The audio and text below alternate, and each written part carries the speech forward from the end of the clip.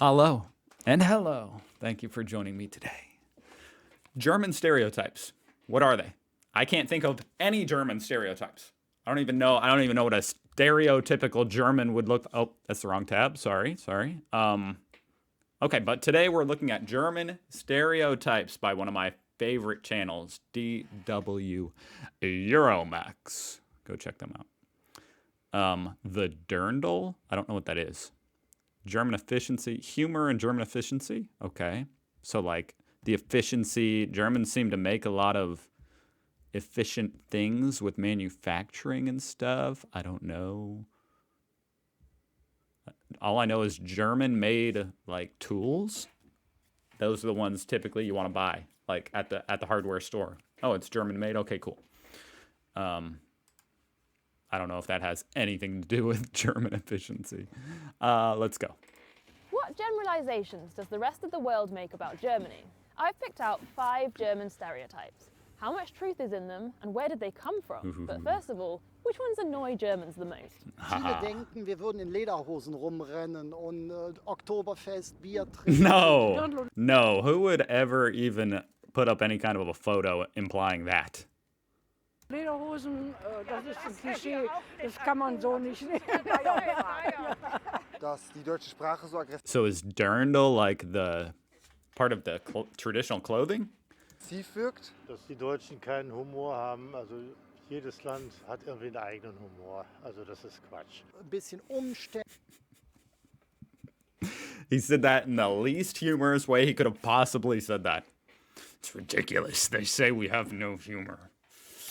I forgot my mask on. I'm just out here for a walk in the park, and I'm just pissed because they say we have no humor. Jedes Land hat irgendwie I'm just kidding. He seems like a nice guy. einen eigenen Humor, also das ist Quatsch. Ein bisschen umständlich, langweilig. Das sind wir ja eigentlich nicht. Romanticized images of Germany often include a woman dressed like this. This is a Dirndl, and the male Oh. equivalent is Lederhose, literally leather trousers. These types Yes. of folk clothing are very specifically linked to the southern state of Bavaria and neighbouring Austria. You might come across people wearing them day to day in Bavaria, but it's most common on special occasions and during festivals. I don't think it's an insult though. Like it might be a stereotype, but those clothes are cool, especially the Dirndl. That's just I don't that's cool. Like Oktoberfest. The Dirndl is just one example of folk costume in Germany. Whoa, that's not a Dirndl. That's a birthday cake. Most traditional dress, known as Tracht, started out as work clothes for peasants. Various aspects of traditional idealized German culture, including Tracht, were later used in Nazi propaganda. The Dirndl even got a bit of a makeover under the Nazi regime. A lower neckline, a slightly shorter skirt, and a tighter waist. Whoa. The designs seen today vary from very traditional to very modern. And apparently, the position of the apron's bow can indicate relationship status. For example, tied on Really? the right means married or engaged, and on the left means single. Ooh, so some of those girls, they might go out, you know, all right, honey, I'll be back home soon, and they switch that bow over. Those are the ones you got to watch out for. The stereotypical image of a German also tends to include a beer in the hand, usually in one of these enormous glasses. In fact, the Mass is another element of Bavarian culture that has somehow come to dominate the image of Germans abroad. Germany actually has an impressive range of glassware, And we're all jealous of it. sometimes with a specific glass to go with a specific type of beer, like this Foch glass from Cologne. Of course, not all Germans like beer, but it is an important part of the culture overall, with different beers also connected to regional identities. Traditional brews, which follow the rules of the beer purity law, still dominate, but the country has seen a boom in craft varieties too. And the popularity of non-alcoholic This one over here on the right. varieties too. This one over here on the right, I can just tell you right now, it would turn me inside out. And the popularity of non-alcoholic beer shows that the Germans' taste for beer is more than just a thirst for alcohol. Non-alcoholic beer is popular? Only pregnant women drink non-alcoholic beer here. Cheers to that. 5 Minuten vor der Zeit ist des Deutschen Pünktlichkeit. So goes the German saying, which means that punctuality in Germany means arriving 5 minutes early. Well, whoever decided this forgot to tell the trains. It's practically a national sport here to moan about train delays, and after 4 years of commuting, I'm well and truly on board, so to speak. But a lot of German people do pride themselves on being on time, and punctuality is a characteristic you see again and again attributed to the Germans. So where did this punctual reputation come from? I consider on time, on time. I might show up 5 minutes early, but I also think now that I have a kid, I think for every kid you have, you get 15 extra minutes to be late. Okay? If I say I'm going to be there at 1, I have one kid, 1:15 is fair. I don't want to hear about it. Let's talk to a time expert. Die Preußen waren sehr erfolgreich in der Vertaktung von Mensch und Maschine. Die protestantische Ethik, eben der Fleiß, der Gehorsam, die Pünktlichkeit als Tugend, die hat auch viel dazu beigetragen. Haben die Deutschen allgemein ein gutes Verhältnis zu der Zeit? Da ist jetzt die spannende Frage, was heißt gut? I've never thought about my relationship with time.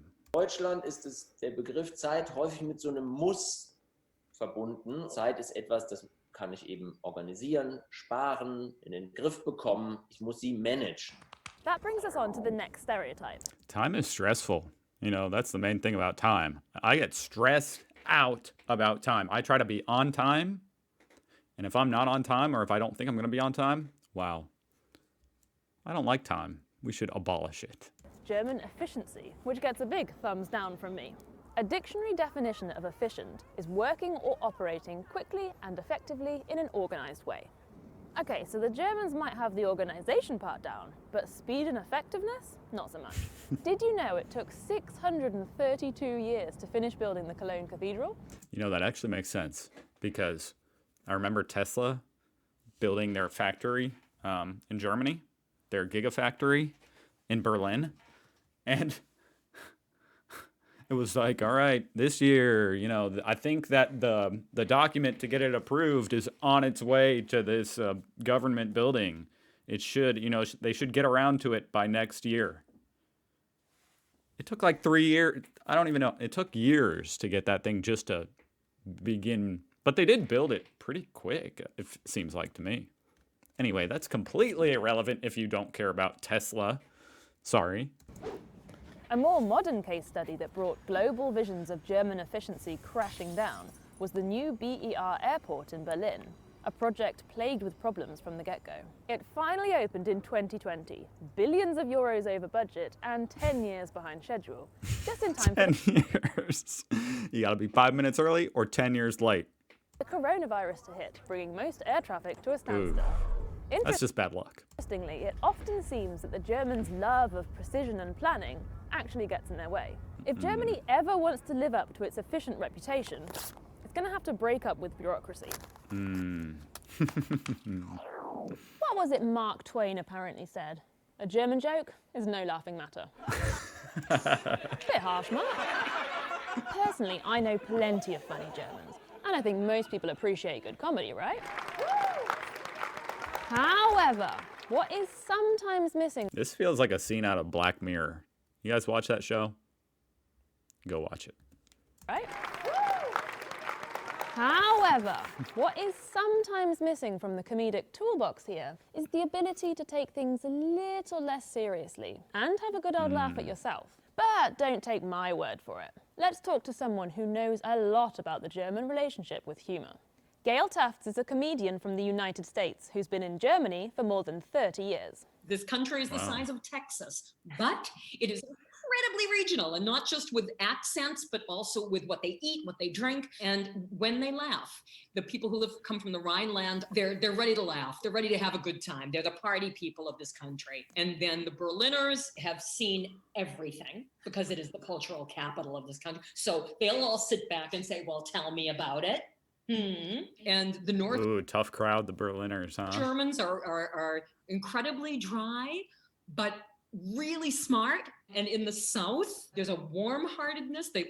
In Stuttgart, for example, talk about food. You can do a 20-minute monologue about bread. They will be rolling in the aisles in Stuttgart. So where does the no sense of humor I like Stuttgart come from? You have to kind of go back to the Second World War in those glorious, the golden 20s, where there was so much entertainment and so much theater. A lot of the Germans that were involved in that were Jewish. and they were either exterminated and murdered or Wow, that is a whole aspect to the Second World War I never thought about.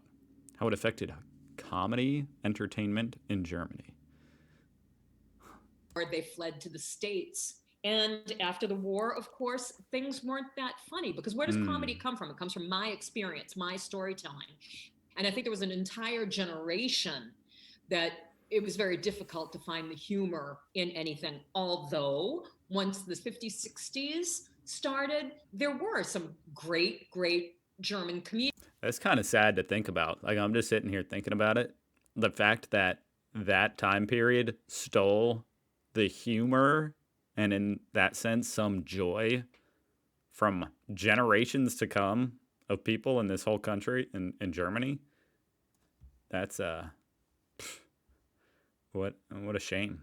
Comedians, Loriot, for example, in the 90s and the 2000s, all of a sudden comedy clubs started popping up and mixed shows where there would be 4 different comedians a night. And now you've got a comedian for every taste. Germans do have a sense of humor. And yeah, I mean, they definitely do. I actually, finding that subreddit, which I assume a lot of people on here watch my videos reading the German subreddit, which I love to do. The Ish, IEL subreddit. There's a ton of super funny stuff on there. So, and it's one of the biggest subreddits. It's huge. So there's definitely plenty of humor to be had. And thankfully it's thriving, because in these times we all need a sense of humor. Why did you see in my face when that cheering came in? It was so out of place that it actually scared me. Like, it made the hairs on my neck stand up, and I was like, who's clapping? Like, who's clapping?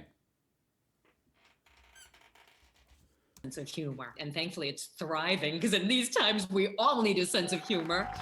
I'd love to know how many of these things are part of your image of Germany, and which stereotypes from your country get on your nerves the most. Leave us a comment.